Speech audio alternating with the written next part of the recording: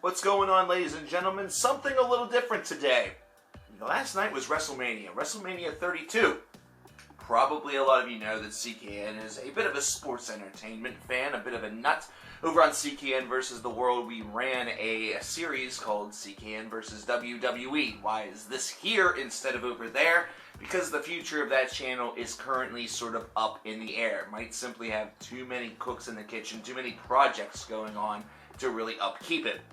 But we have to talk about the show of shows. We have to talk about what Wrestlemania 32 accomplished, and for all intents and purposes, it wasn't that bad of a show. It was kind of an average WrestleMania. I wouldn't call it among the pantheon of the greats, but I also wouldn't call it a total shitfest. And we're not going to talk about the pre-show because the show itself was 5 fucking hours. I mean, holy crap. A lot of people complained about concerts that maybe run too long, especially if there's a lot of bands that are on the bill that they're not thrilled with, but a 5-hour wrestling show, even just watching this, on the WWE Network got draining, especially near the end, but I don't think that was all the fact that it was 5 hours. We'll get there. So, forget the pre-show. Most of you can read what happened on the internet. You could read everything else as well, but let's talk about what's happened. Kicking this off with the ladder match for the Intercontinental Championship with Zack Ryder going over. Now, I have heard rumors that Zack Ryder was going to be receiving a bit of a push, but this was one that seemed to come kind of out of nowhere, and I'm interested to see how they build and develop this and how they sort of explain why Zack has just gotten this new attitude and this new wave of momentum. Sami Zayn folded up Kevin Owens like a fucking accordion on a ladder, and I was fairly certain that Kevin Owens was dead. No, not really. Just a tremendous looking move. He's probably going to be sore as hell this morning. Really, really good matchup. Solid opener. You know, the funny thing is that ladder matches can either, especially whenever they start off an event, can either be completely awesome and, sort of really pace the show, get the crowd really, really hot to start, or they just are total shit, and somehow, some way, the crowd can be lost there, and it's very seldom that happens, but this is one that got the crowd on their feet, got them really excited, and I think the result did so even more because it was a genuine surprise. It looked like it was going to be The Miz, but then his own cockiness, his own ego really came back to bite him, and Zack Ryder pulls off the championship, and already there's a WrestleMania moment. Already there's a WrestleMania surprise, and it definitely left this taste in your mouth like there was going to be more to come.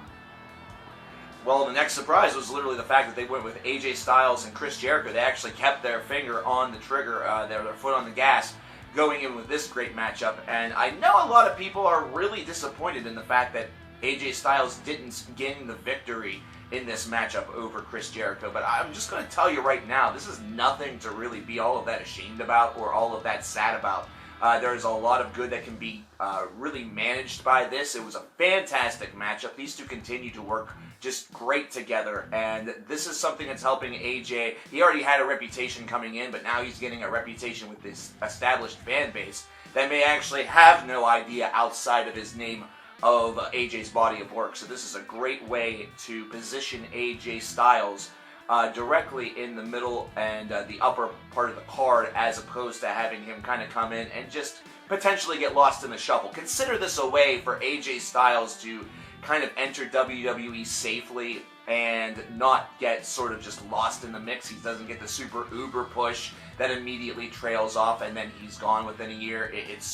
This feels like a very safe move, and Jericho winning this matchup feels like a good way to continue this if necessary, if they're waiting for perhaps something else to develop for AJ, perhaps with a little thing called Balor Club. Who knows? After that, we have the League of Nations defeating The New Day in easily the greatest intro of all time. The New Day came out looking like the fucking Ginyu Force out of a box of Bootios. I will say that again. The New Day came out dressed like the Ginyu Force out of a box of Bootios. Bootios. B-O-O-T-Y -O's. Not Cheerios.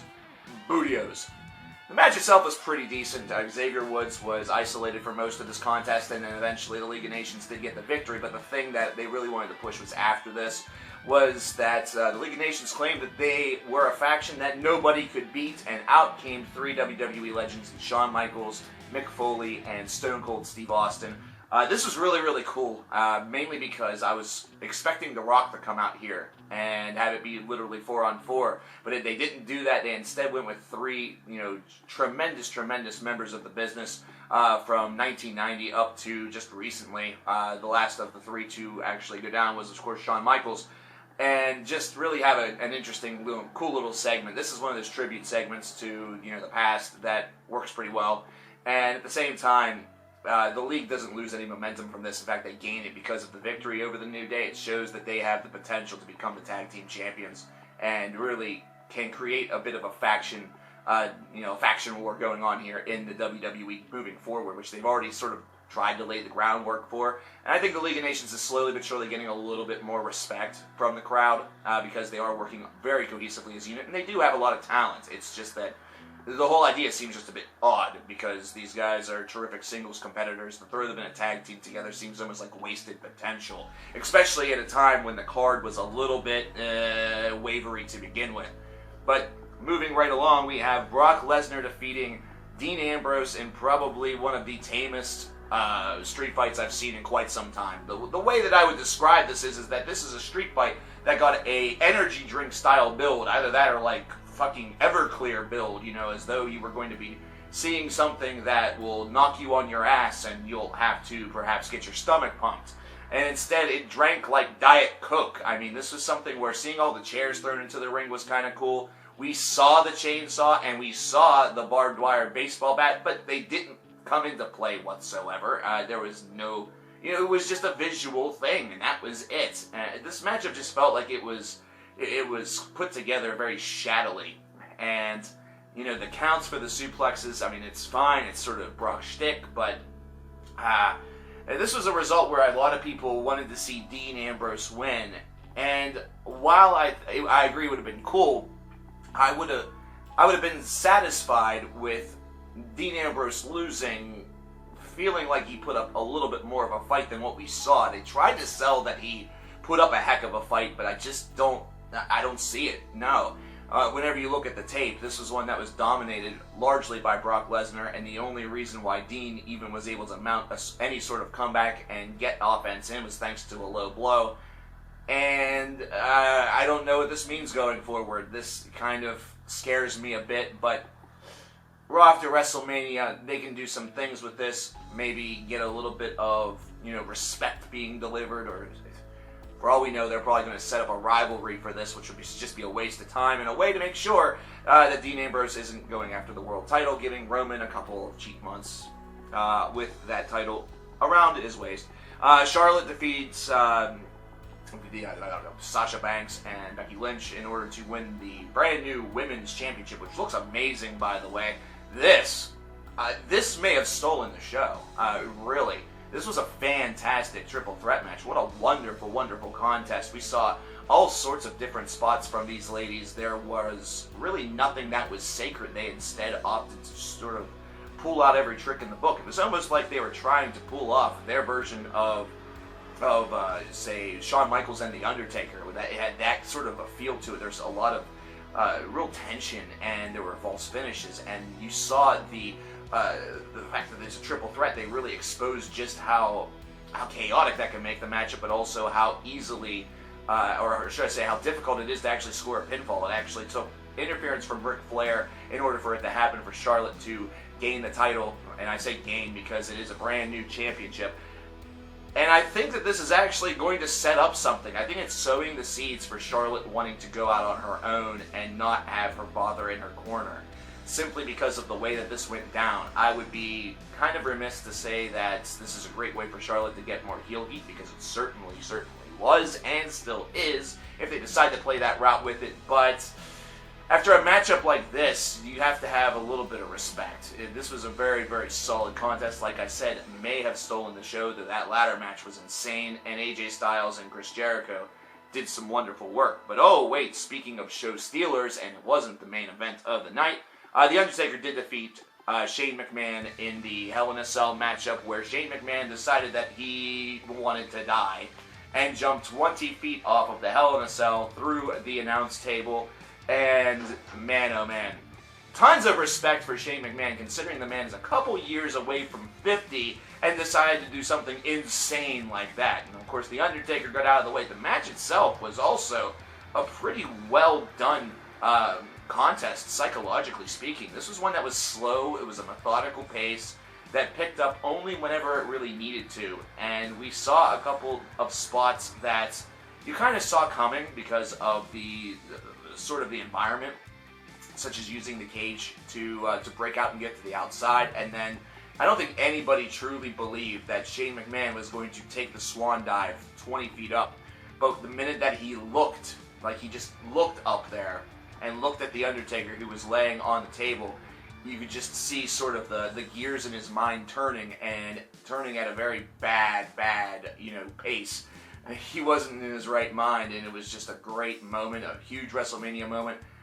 Shane McMahon's sacrifice for this business is one that should be rewarded, and that's not just as the work of the worker. It's also just the fact that he is a McMahon, he's in the family, and I know that the whole thing's a storyline, but this is a gent that he was born into this business, he deserves to be in this business, he deserves to have a big stake in this business, and I think there's a way that can be worked out. But I know that there's a lot of things going on in the background that, I don't know. So Shane gets pinned, who knows what's going to happen. He still has the lockbox, so that's kind of a trump card, the Achilles heel. It's a way to ensure that if they wanted to go the way that they did with The Undertaker getting the victory, it doesn't damage the plot line or the storyline. The Undertaker, of course, will get the opportunity to come back to WrestleMania. I'm sure that he kind of did this and put off what was going to originally be potentially his last match because he wanted to have it with a different opponent. The plans sort of got screwed up. Speaking of screwed up, we're going to get to the Battle Royal in just a moment. One of the big things that people said, and one of the big, it was going to be John Cena versus The Undertaker. And the reason why that got canceled and scrapped supposedly was because John Cena was not going to be there. And then he shows up with The Rock, and they have the segment with the Wyatt family. There's a matchup with one of the Wyatts that lasts 6 seconds. This was the biggest waste of time that I've seen. All it was really intended to do was to announce the attendance record. Now, there are two things that I'm going to say here, one of which is positive and one which is not. First of all, The Rock did give Bray Wyatt a little bit of a rub. So before you completely and totally cast this aside, there was a slight good that came from this, and that was the fact that The Rock acknowledged in front of 100,000 people that Bray Wyatt does have the total package. And that sometimes is all that you need. But WWE, if you think that that's all that is required in order for the fans to be bought into this, you're fucking insane. Seriously, right now, Bray Wyatt's, or the Wyatt family's pay-per-view, wins and losses record looks like the Philadelphia 76ers. It's like 9-69. It's wretched. Give these guys some goddamn momentum. Have them win some big matchups. Have them actually be the face of fear that you're trying to sell them as. This is a horrible sell job, and it's not the workers, it's the booking. Seriously. Putting them in the ring at WrestleMania with The Rock and the returning big match John, that WrestleMania moment means nothing. You know why? Because the two people that will be remembered will be Rock and John. It will not be remembered that they did this to the Wyatt family. That will be an afterthought. But Baron Corbin, to get back into the main show, Baron Corbin wins the Andre the Giant Memorial Battle Royal. Again, this sort of was like, what the fuck? Because none of the members of the Wyatt family were in this, and then we had the segment with The Rock and Cena afterwards, so that's how they got on the card. This was really, really weird, though, because we saw DDP, but bigger than that, we saw Shaq, and this was really weird. This was really super strange. Love that Baron Corbin won this. I think that it's pretty cool that it goes to an NXT guy. That this should be his indicator that he's coming up to the main roster as of tomorrow, and stuff like that. I don't see him doing much work down in NXT any longer. That I think this is his official call up, but we will see.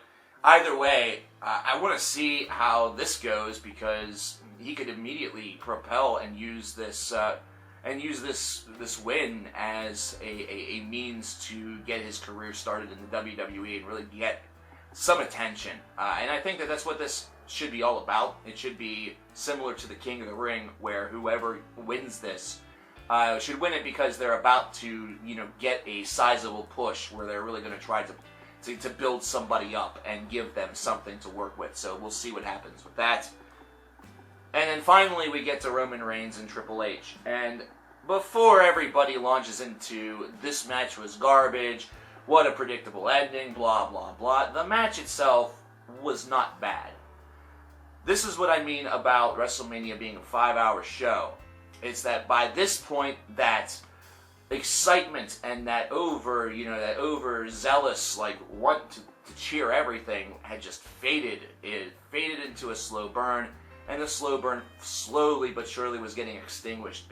This match was a slow pace, a methodical pace, and that's what it needed to be. That's exactly what this match needed to have, was that slow pace. But at this point, the crowd was just so burnt out, they booed Roman out of the building whenever he came out, to the point where WWE had to actually lower their audio levels. Do you get it yet? Do you get it yet?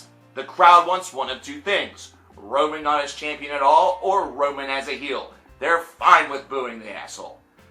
Roman does end up getting the victory. Triple H got the chance to once again recreate Game of Thrones. I thought I'd change the channel, but I think in reality what just happened was that Triple H and Steph, marathon Game of Thrones and then had a brain baby. That's kind of what I think happened. Reigns does go over, he's the new champion, blah, blah, blah, blah. It's boring, it's predictable, what a blasé ending to WrestleMania. Listen, I agree. I really do. I really didn't want Roman Reigns to go over. I wanted to see something happen to at least make it where if he did, it was not 100% clean.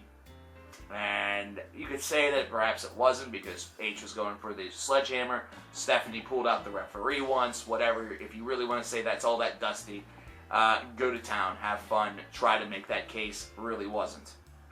This is one that they're trying to call this and they're trying to hype this the same way as they did for Stone Cold Steve Austin at WrestleMania 14, whenever he became the WWE champion and the Austin era began. There's one big difference here, and it's something that should be kind of noted to both the announcers, the WWE, and the entire universe. This is now Roman Reigns' third World Championship reign. His first came in, I believe it was October or November, Survivor Series. This is now number 3. 3. Not even 6 months have passed. He's held the title for, I believe, a grand total of 40-some days. Not very long at all. Something's wrong here. Roman's already a 3-time champion. It's an afterthought already. With Stone Cold Steve Austin, it was his first reign, and even though those reigns tended to be, 90, 120 days, it was a different era back then, where that was literally in the Attitude Era. You had so many people that could vie for the title, and they sort of, they shifted up the landscape enough to make it interesting. It was something that was defended on, live TV more often than not, and there were title changes on live TV more often than not. They're too afraid right now to give too much away for free, and everyone's going to be highly critical of whatever that they do. So at this point in time, I think that's why you saw Reigns go over and no plans altered. Because, how long are you just going to give the people what they want until you realize that that's all that you're allowed to do? But Reigns does go over. The matchup, like I said, was not all of that bad. I would really call this probably an average to slightly above average match. Triple H is still just a ring general. He still has a lot of terrific innovation. His offense is still very, very unique. And it may seem like he kind of goes to the old ideas more often than not with his offense. But that's what's made his name, for one. And for two, it works with the pace. So, be interesting to see what happens on Raw. Be interesting to see what happens. The Raw after WrestleMania is always insane. I understand that this was kind of a really different video by comparison to what I usually do on this channel. It's usually on CKN versus the World. But like I said, the overall scope or the overall thought on that channel and that project is really up in the air right now. So I do thank you to anybody who did watch this video. And I want to know your thoughts on WrestleMania. Let me know in the comments. I'll talk to you later. Peace.